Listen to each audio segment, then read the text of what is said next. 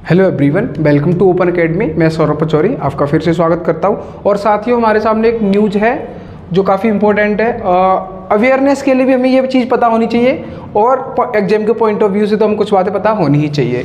तो गवर्नमेंट ने एक नई चीज़ लेके आई है, वो है अरावली। एक प्रोजेक्ट है नया, अरावली ग्रीन वॉल प्रोजेक्ट। तो ग्रीन वॉल मतलब आप ग्रीन का मतलब आप इन्वायरमेंट में, अगर आपने इन्वायरमेंट थोड़ा बहुत पर्यावरण के बारे में पढ़ा है तो ग्रीन से आप समझते होंगे कि ये हरियाली की बात कर रहा है, पेड़ पौधों की बात कर रहा है ना। इतना मोटा मोटा अंदाजा आप लगा ही सकते हैं। बाकी सारी चीज़ें हम डिस्कस करेंगे, ठीक है। हाँ, तो हम जानेंगे, पूरा डिटेल में एनालिसिस करेंगे क्या है ये, ठीक है। तो चलो चलते हैं। तो मुद्दा ये है कि Aravalli green walls to stand against expansion of Thar. तो साथियों, मुद्दा ये है कि जैसे थार की बात करें, थार जो अपना डेजर्ट है इंडिया का वेस्ट में, थार डेजर्ट।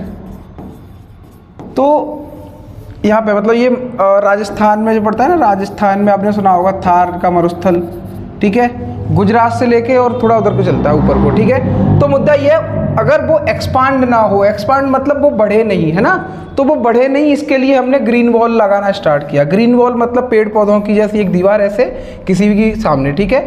मतलब कोई भी चीज़ मान लो पर ऐसे थोड़ी थोड़ी वो परकोलेट हो रही है, इधर आने ना दे, हम उसे रोकें तो बीच में कुछ न कुछ उसको रोकने के लिए लगाना पड़ेगा। तो आप ऐसे समझ लो कि जो थार मरुस्थल है वो आगे और ना बढ़े, उसका एक्सपांसन ना हो, डेजर्टिफिकेशन और ना हो लैंड का। ये बचाने के लिए हमें ग्रीन वॉल का सहारा लेना पड़ा, ग्रीन वॉल, ठीक है।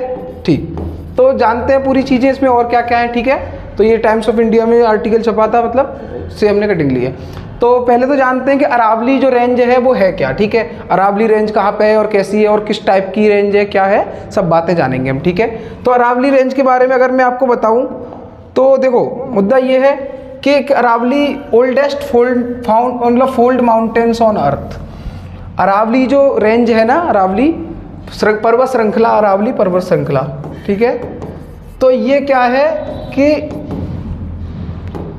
Oldest fold mountain. अब फोल्ड माउंटेन क्या बोलता है, तो फोल्ड करना किसी चीज़ को, जैसे मान लीजिए मैं आपको बताऊं, जैसे ये पेपर है, आप मैं इधर से भी प्रेस करूं और इधर से भी प्रेस करूं तो ये ऊपर उठेगा, ऐसे फोल्ड होके आएगा, ठीक है। तो जब दो मतलब लैंड ऐसे टकरा, मतलब फोल्ड होती ना आपस में, तो एक फोल्ड माउंटेन आता है। तो ये वैसा ही है, वो यूँ फोल्ड होके आया हुआ, ठीक है, ऐसे।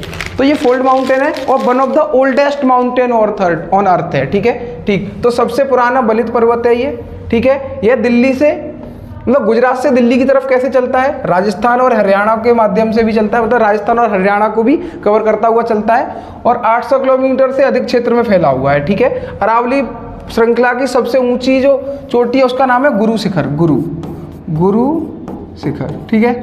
तो ये अरावली की सबसे ऊंची चोटी रेंज की, जैसे आपने सुना होगा ना, मतलब इसका देखो मोटा मोटा मतलब ये आप कहोगे अभी तो अरावली पर्वत पढ़ा रहे हो, उसमें ये क्या। तो जैसे मान लो आपने हिमालयन रेंज पढ़ी होगी ना, हिमालय पर्वत की जो श्रृंखला है हिमालयन रेंज, उसमें आपने पढ़ा होगा कि सबसे ऊंची चोटी कौन सी है, माउंट एवरेस्ट। यही पढ़ा है आपने कि जो हिमालय पर्वत श्रृंखला है उसमें सबसे ऊंचा क्या है, तो माउंट एवरेस्ट है। वैसे ही जो अरावली रेंज है ना पर्वत श्रृंखला, उसमें सबसे ऊंची चोटी का नाम है गुरु, ठीक है, गुरु शिखर।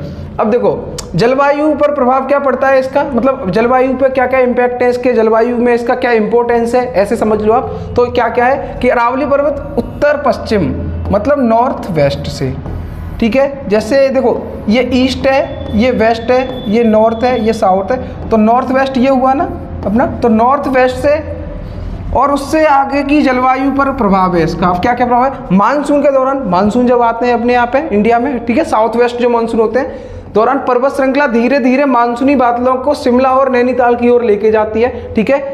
ऐसा क्यों है, देखो ऐसे जैसे ये इंडिया है अपना, ऐसे तो यूं करके बनी हुई है, गुजरात से लेकर दिल्ली तक ऐसे चलती है, ऐसे है अरावली रेंज। और साउथ वेस्ट मानसून ऐसे ही आता है। तो ये रोक, अगर ऐसी होती तो ये रोक देती ना मानसून को, लेकिन रोकती नहीं, ये मदद करती है, मतलब ऐसे चलने में, ठीक है। तो ऐसे चलती चली जाती है, ठीक है, नैनीताल की तरफ पूर्व की ओर लेके जाती है। इस प्रकार ये उप हिमालय, सब हिमालयन जो नदियां हैं उनके पालन पोषण, मतलब अगर वहां तक मानसून जाएगा तो वहां पे मॉइस्चर आएगा तो बारिश होगी तो नदियां रहेंगी अपनी, ठीक है। तो उनके लिए ये काम करती है, ठीक है।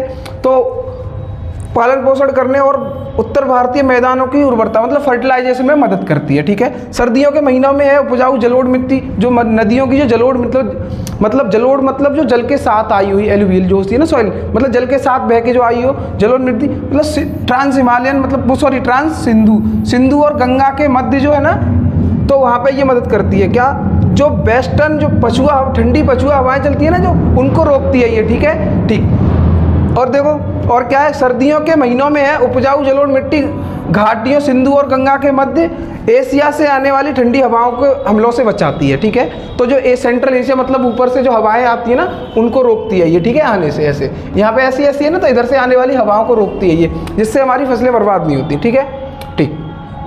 तो ये कंटेंट हिंदी और इंग्लिश दोनों में है, आप समझ जाओगे कि ये नॉर्थ वेस्ट में क्या इम्पैक्ट पड़ता है और गैंगेटिक प्लेन में। और देखो ये मतलब वेस्ट कोल्ड वेस्टर्ली विंड है ना, वो सेंट्रल एशिया से आती है, उनसे हमारा बचाव करती है, ठीक है, ठीक।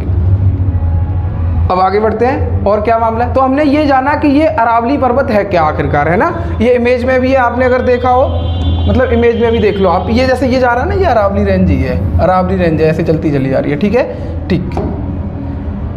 अब हम जानते हैं कि यहाँ पे हो क्या रहा है, क्या ग्रीन वॉल प्रोजेक्ट है, क्या मामला है, ठीक है।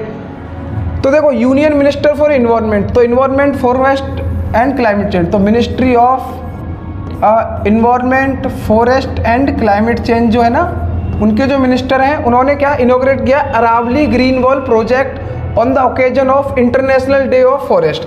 तो जो अंतर्राष्ट्रीय वन दिवस है ना, उस दिन पर उन्होंने क्या वो अरावली ग्रीन वॉल प्रोजेक्ट को इनॉग्रेट किया, ठीक है। Unveiled the national action plan to combat desertification and land degradation through forestry interventions.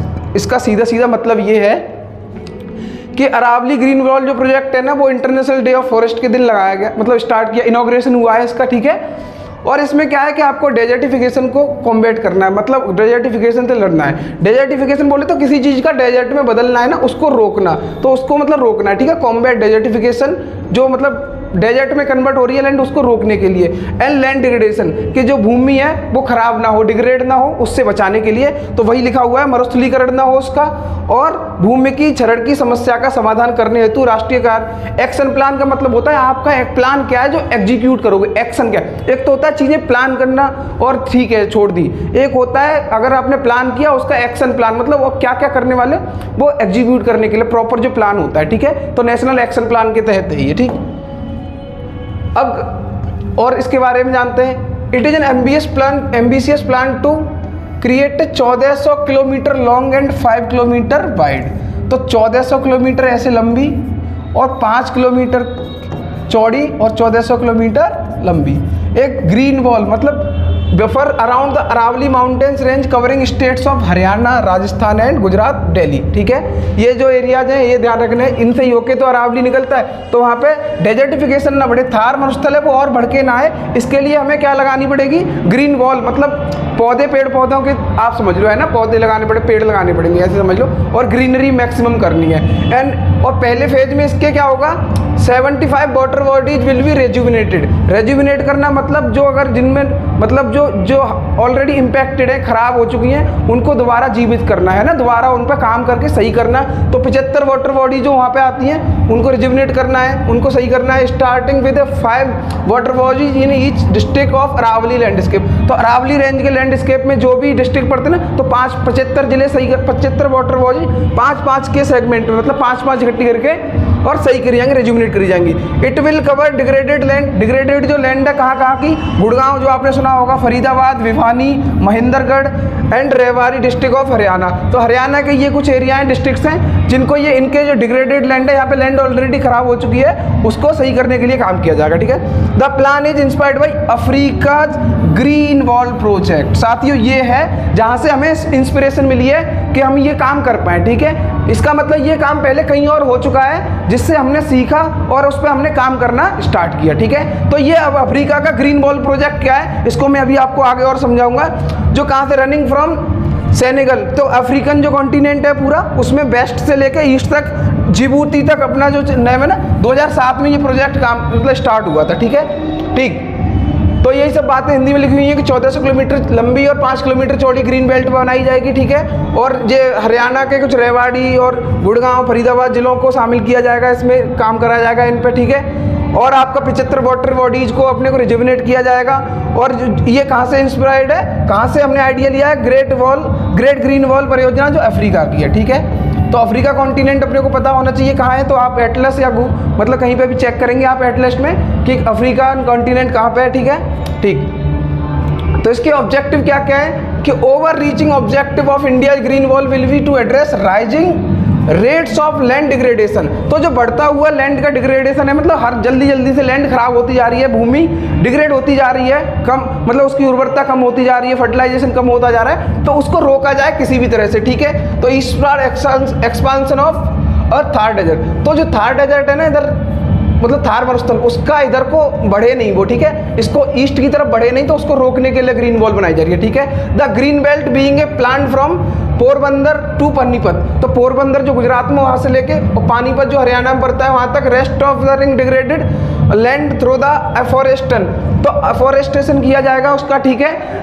along the Aravalli Hills range, ठीक है। It will also act as barrier for dust coming from the desert western India, तो जो western India की जो desert से मतलब जो मरुस्थल है वहाँ से जो धूल मिट्टी आती है ना उसको भी रोकने को काम किया जाए, जो पाकिस्तान की तरफ से उधर से या गुजरात के जो मतलब उधर का एरिया है वेस्ट का, वहाँ से जो धूल आती है उसको भी रोकने का काम करेगा ये, ठीक है, ठीक। तो इससे हेल्थ इंपैक्ट भी जो पहले होते थे वो कम होंगे, ठीक है। It aims to enhance the biodiversity, तो जैव विविधता है उसको और इनहेंस किया जाए, उसको और अच्छा किया जाए। Ecosystem services of Aravalli range by planting native trees, तो यहाँ पे नेटिव ट्रीज मतलब जो यहीं के हों, यहीं पे उग पाए, ठीक है। ऐसे ट्रीज पे हमें रिसर्च और काम करना पड़ेगा जो यहीं के हों, वरना आप कहीं और से कोई और ऐसी स्पीसी ट्री की लाके लगा दो जो वहाँ पे आए लेकिन वहाँ पे आके जो बाकी जो बचा हुआ था उसको भी खत्म कर दे, है ना, तो वो इन्वेजन ना करे, तो इन्वेजिव स्पीसीज ना हो, है ना। तो आपको ये चीज़ ध्यान रखनी है, तो इस पर पूरा रिसर्च करना पड़ेगा, पूरा काम करना पड़ेगा, तब चीज़ें बेहतर होंगी, ठीक है। और which will help in carbon sequestration,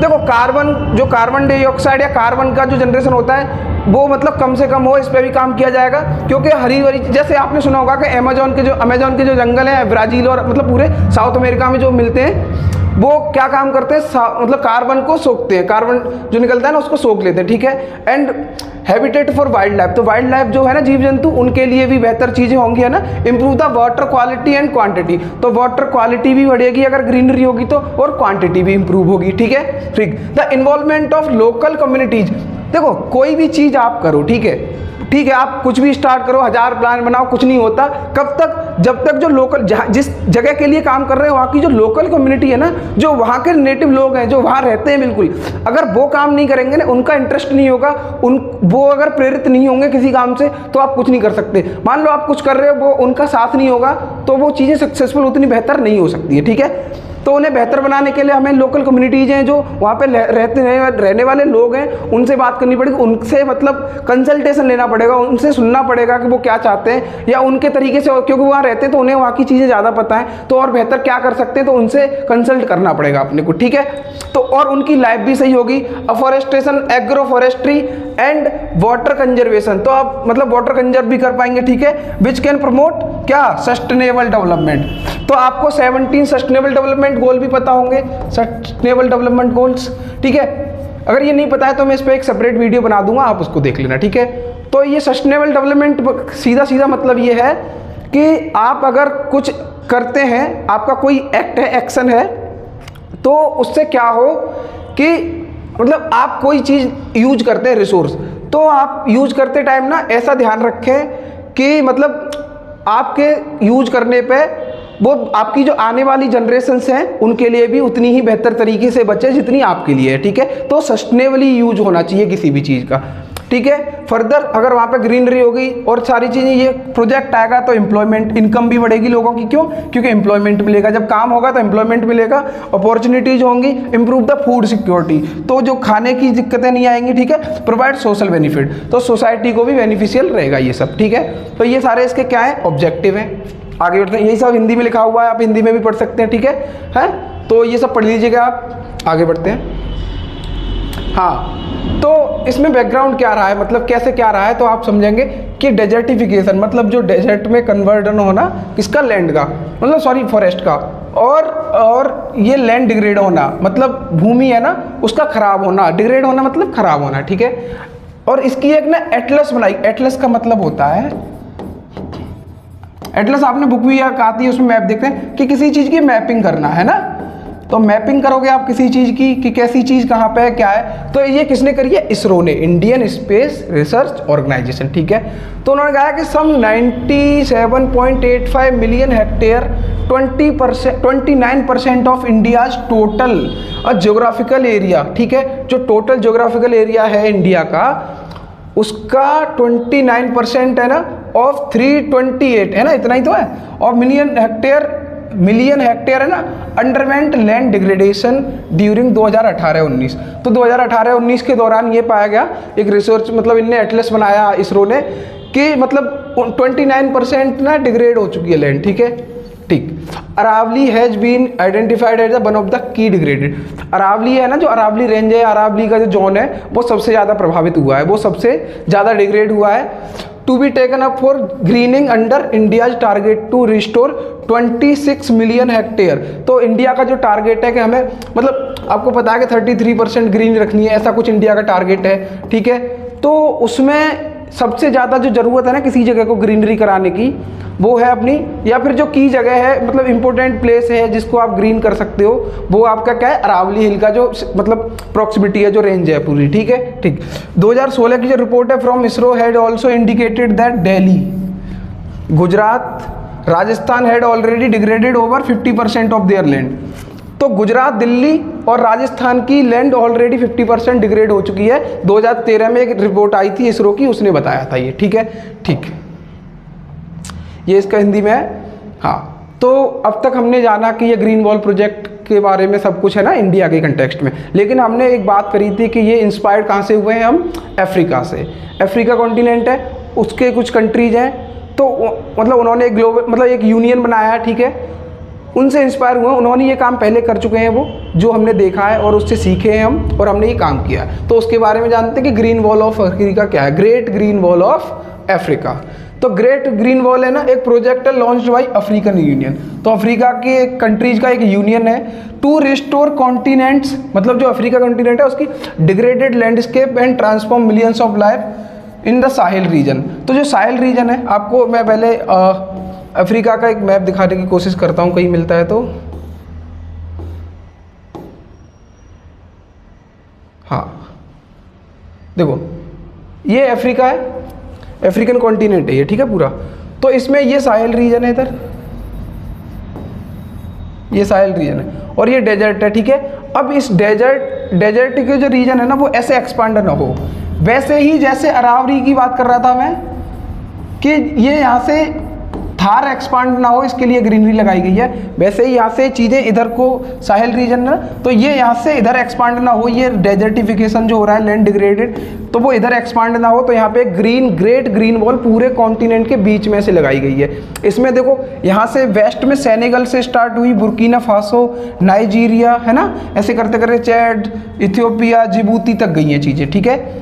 तो ये अफ्रीकन कॉन्टिनेंट में ग्रेट ग्रीन वॉल लगाई गई है, जिससे इधर का डेजर्टिफिकेशन नीचे न जाए, ग्रीनरी जो ऑलरेडी है उसको इम्पैक्ट ना करे, ठीक है। ऐसे ही हमने अभी सीखा था, ये इन्होंने काम किया हुआ है, ऐसा ही देखो हम कर रहे हैं ना अरावली के पास, ठीक। तो हाँ, हम बात कर रहे थे इसकी कि ये क्या है, तो it aims to restore 100 million hectares of currently degraded land. तो 100 मिलियन आप समझते हैं ना, 100 मिलियन हेक्टेयर जमीन जो डिग्रेडेड है उसको रिस्टोर करने का इनका ऑब्जेक्टिव है, ठीक है। Also project envisages to sequester 250 million tons of carbon. तो कार्बन जो निकलता है ना, कार्बन जो जनरेट होता है उसको सिक्वेस्ट करे, मतलब उसको सोख ले, ऐसे समझ लो आप, 250 मिलियन टन को, ठीक है। Create 10 million green jobs by 2030। 2030 तक 10 मिलियन मतलब लगभग 1 करोड़ नौकरियां ग्रीनरी के इस प्रोजेक्ट में जनरेट हों, ऐसा इनका क्या है, ऑब्जेक्टिव है, ठीक है। पार्टिसिपेटिंग कंट्री, जिसमें कौन सी कंट्री हैं जो पार्टिसिपेट कर रही है, पार्टिसिपेट मतलब कहाँ से ग्रीन वॉल होके जाता है, तो 11 कंट्रीज। आपको ये नंबर याद रखना है, पहली बात कहीं भी किसी भी एग्जाम में पूछा जा सकता है, द ग्रेट ग्रीन वॉल है ना, उसमें कितनी कंट्रीज पार्टिसिपेटिंग कंट्रीज हैं, तो आपको नंबर याद रखना है 11। कौन सी कंट्रीज हैं? जिबूती ईस्ट में जो है ना, अफ्रीका के ईस्ट में इधर, और इधर फिर इरिट्रिया है, इसी के पास में इथियोपिया है यहाँ पे, फिर अपना सूडान है, इसके पास चैड रिपब्लिक है, नाइजर है, नाइजीरिया है, माली, बुर्किना फासो, मॉरिसियाना, और ये है सेनेगल, ठीक है। और have joint combat land degradation, जो लैंड डिग्रेडेशन हो रखा है तो उसको रिस्टोर करने के लिए प्लांट लाइफ लगा के आप उसको रिस्टोर कर सकते हैं। तो ये ग्रेट ग्रीन वॉल प्रोजेक्ट है अफ्रीका का, ठीक है, जिससे हम इंस्पायर हुए हैं। तो मैंने आपको ये नाम बताया, ये देखो, ये देख सकते हो आप, इधर जिबूती से लेके, ये अफ्रीका में यहाँ जिबूती से लेके Ethiopia, Eritrea, Sudan, Chad, niger, Nigeria है ना, बुर्किना फासो, मॉरिसियाना और सेनेगल, ठीक है। तो आपको आई होप ये सारी चीज़ें क्लियर होंगी अब, ठीक है। तो साथियों, thank you so much for watching this video, और मैं आपके लिए ऐसी ही वीडियोज़ और बढ़िया कॉन्सेप्ट और बाकी सारी चीज़ें लाता रहूँगा, ठीक है जी, ठीक। तो आप देखो, आप हमारे टेलीग्राम चैनल को इस लिंक के थ्रू ज्वाइन कर सकते हो, ठीक है। यहाँ पे आपको PDF मिल जाएगी इस सारी चीज़ों की, जो भी आप करंट अफेयर में या कहीं भी वीडियो देखते हैं हमारे चैनल पर, ठीक है। और आपको अगर काम पसंद आता है तो चैनल को सब्सक्राइब करें, ठीक है, और वीडियो को लाइक करें। Thank you so much.